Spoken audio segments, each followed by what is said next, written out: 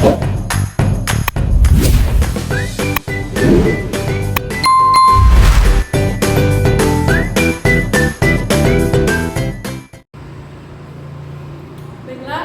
Assalamualaikum warahmatullahi wabarakatuh. Perkenalkan, nama saya Naya Amelia dengan PIN 23010101. Kali ini saya akan menjelaskan materi surat Al-Alaq dan surah Al-Qadar. Baiklah, poin-poin yang akan kita bahas pertama yaitu apa saja surat Al-Alaq. Yang kedua yaitu apa saja kandungan surat Al-Alaq. Yang ketiga yaitu apa saja nilai-nilai pendidikan dalam surah Al-Alaq. Yang keempat apa saja asbabun nuzul surah Al-Qadar. Dan yang kelima yaitu apa saja isi kandungan surah Al-Qadar. Adapun tujuannya yaitu untuk mengetahui asbabun nuzul surah Al-Alaq, untuk mengetahui isi kandungan surah Al-Alaq, mengetahui nilai-nilai pendidikan dalam surah Al-Alaq, untuk mengetahui asbabun nuzul surah Al-Qadar, dan untuk mengetahui isi kandungan surah Al-Qadar. Baiklah, kita akan membahas asbabun nuzul surah Al-Alaq. Nabi Muhammad SAW, Allah itu menghabiskan waktu di Gua Hira beribadah serta merenungkan kalam Allah Subhanahu wa Ta'ala. Kemudian, tepat pada malam 17 Ramadan, malaikat Jibril menemui Rasulullah sambil berkata, "Iqra, bacalah." Kemudian Rasulullah menjawab, "Aku tidak bisa membaca." Akhirnya malaikat Jibril kembali mengulang perkataannya 3 kali. Namun Rasulullah masih tetap menjawab dengan hal yang sama. Setelahnya malaikat Jibril pun mendekat dan mendekat tubuh Rasulullah. Kemudian saat melepaskan dekat dari tubuh Rasulullah, malaikat Jibril membacakan firman Allah berupa Al-Quran, tepatnya pada surat Al-Alaq ayat 1-5. Selanjutnya yaitu isi kandungan surat Al-Alaq. Kandungan surat Al-Alaq antara lain yaitu yang pertama yaitu berisi tentang anjuran kita membaca. Yang kedua, asal penciptaan manusia. Yang ketiga, dapat membaca atas kebenaran Allah. Yang keempat, yang mengajak akan manusia dari pelanggaran alam. Yang kelima, Allah mengajarkan segala sesuatu yang tidak diketahui. Adapun nilai-nilai pendidikan dalam surah Al-Alaq, yang pertama yaitu nilai gemar membaca, yang kedua nilai keilmuan, yang ketiga nilai kebajikan, yang keempat nilai akhlak, yang kelima nilai etikat, yang keenam nilai hikmah pedagogis, yang ketujuh nilai gemar membaca, yang kedelapan nilai ibadah, dan yang kesembilan adalah nilai ketakwaan.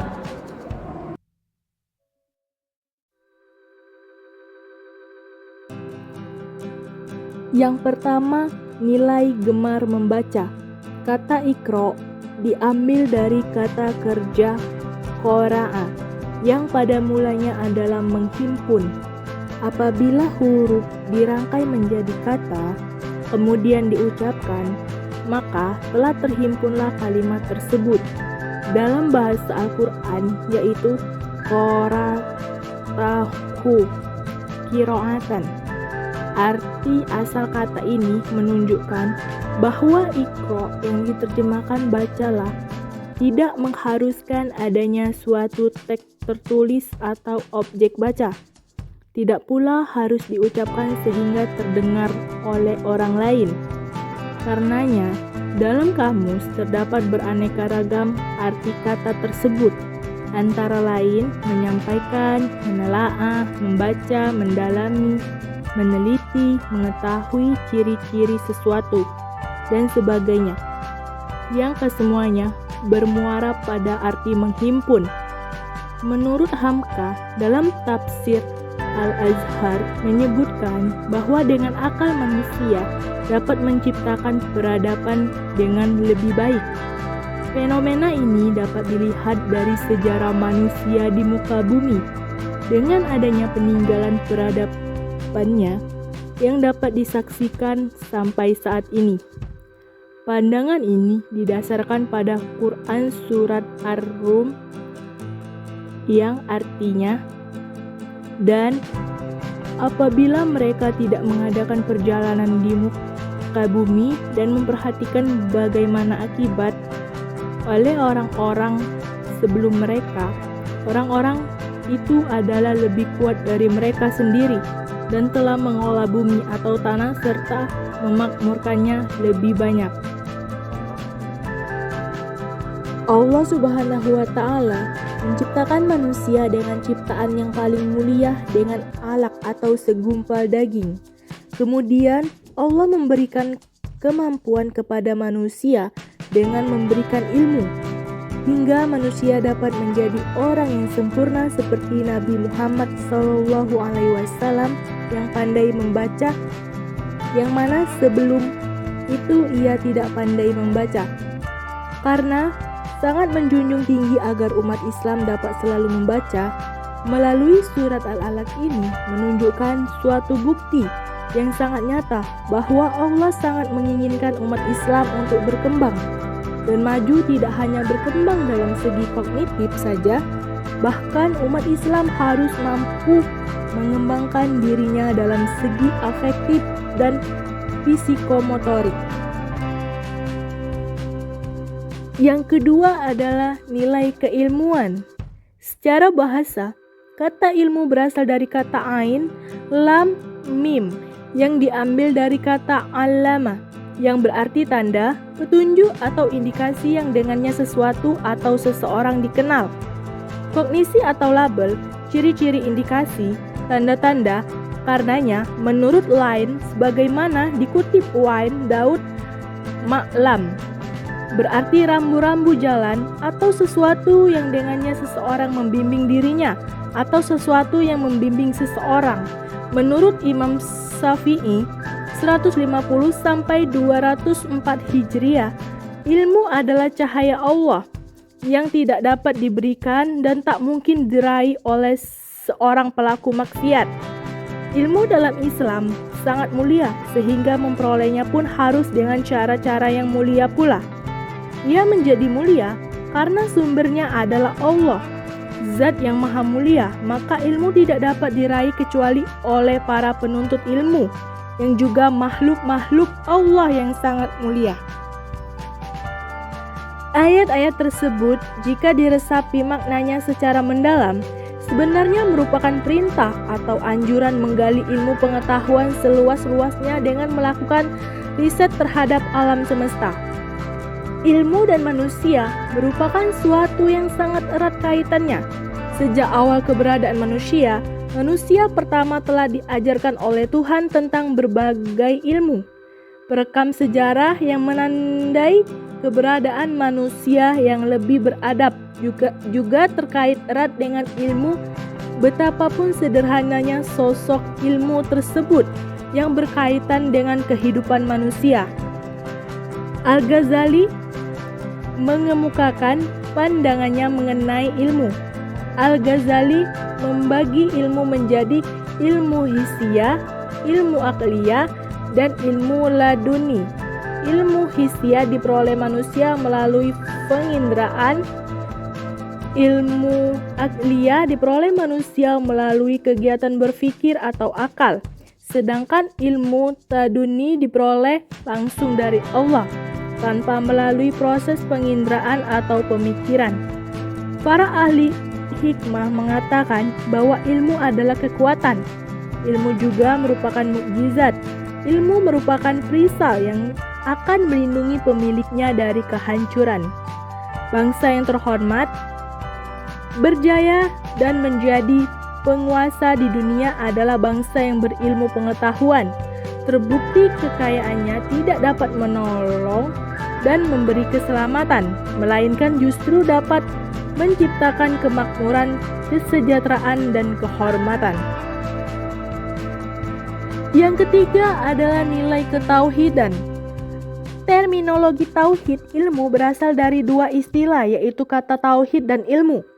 Kata tauhid bermakna kesatuan atau menyatukan. Kata tauhid diperuntukkan untuk menyatakan keesaan Allah.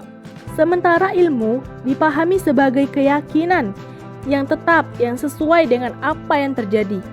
Terminologi tauhid ilmu merupakan pengembangan dari konsep tauhid yang merupakan kesatuan hubungan antara berbagai ilmu yang dikembangkan oleh manusia sebagaimana kesatuan asma Allah yang 99.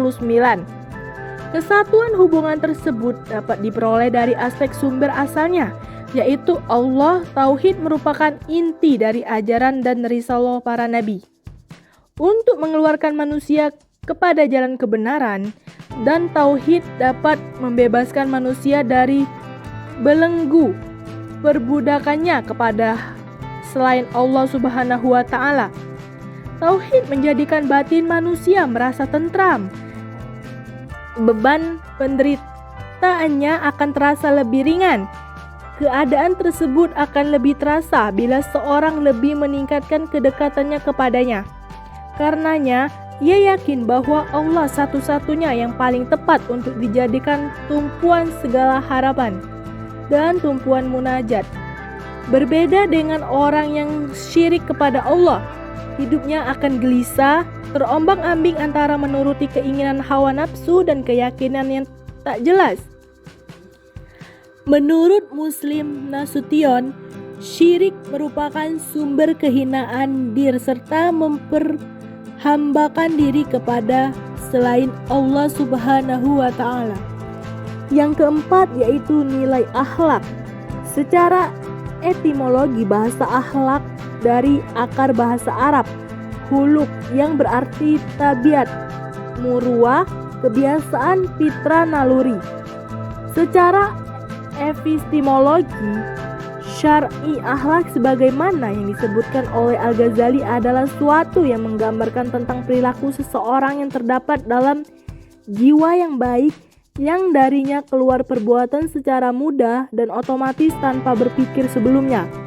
Jika sumber perilaku itu didasari oleh perbuatan yang baik dan mulai yang dapat dibenarkan oleh akal dan syariat, maka ia dinamakan akhlak yang mulia. Namun jika sebaliknya, maka ia dihinakan akhlak yang tercela. Yang kelima yaitu nilai Al-Quran. Al-Quran yang diyakini oleh umat Islam sebagai firman Allah membuktikan sebagai wahyu dari Allah, bukan buatan Nabi Muhammad sebagaimana yang dituduhkan oleh orang-orang Quraisy. Hanya dengan kekuatan sendiri, Al-Quran akan mampu mengatasi dan mengalahkan orang-orang yang akan menandinginya. Bahkan akan mampu mempertahankan keasliannya sepanjang zaman.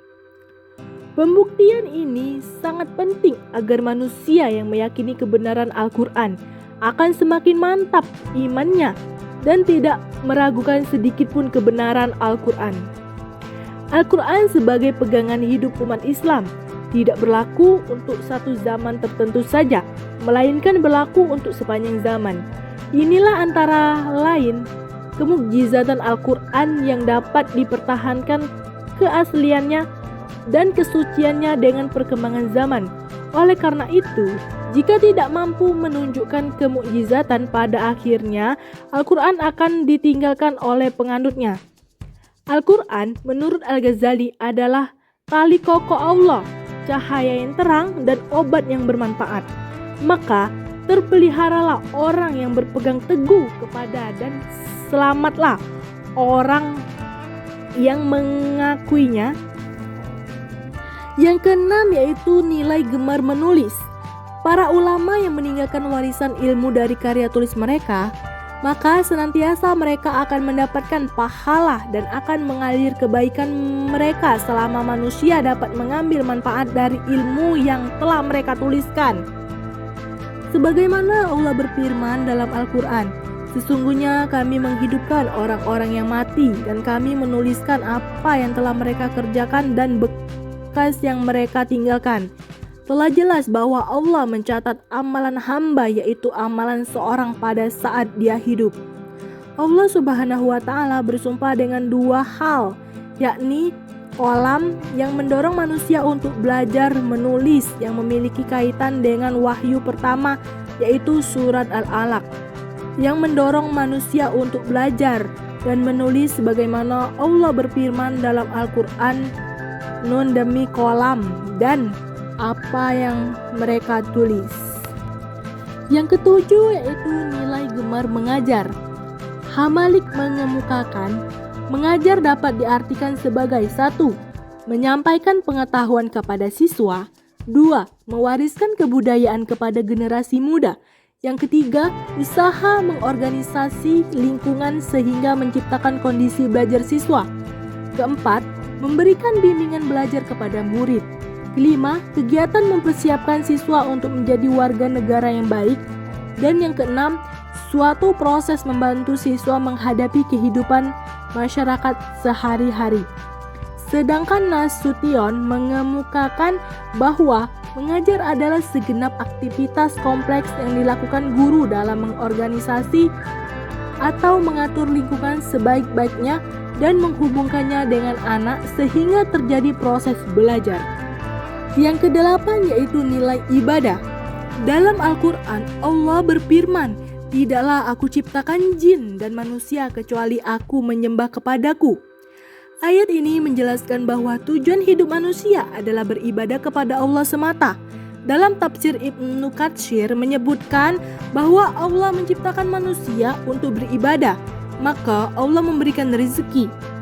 Jikalau mereka menyembahku, Allah, maka Ia akan memberikan segala sesuatu kepada mereka. Yang kesembilan yaitu nilai ketakwaan. Para ahli mendefinisikan tentang takwa diantaranya yang dikemukakan oleh Al-Ghazali dan Abdullah Ibnu Abbas menyatakan bahwa takwa berasal dari kata wikoyah yang dapat diartikan dengan pelindung atau pemelihara. Artinya bahwa orang yang bertakwa terpelihara dari kejahatan karena adanya keinginan yang kuat untuk meninggalkan kejahatan tersebut. Dan Abdullah Ibnu Abbas menerangkan bahwa orang yang bertakwa itu adalah orang yang berhati-hati dalam ucapan dan perbuatan agar tidak mendapatkan kemurkaan dari Allah dan siksanya serta meninggalkan dorongan hawa nafsu, dan juga orang yang mengharapkan rahmatnya dengan meyakini dan melaksanakan ajaran yang diturunkan.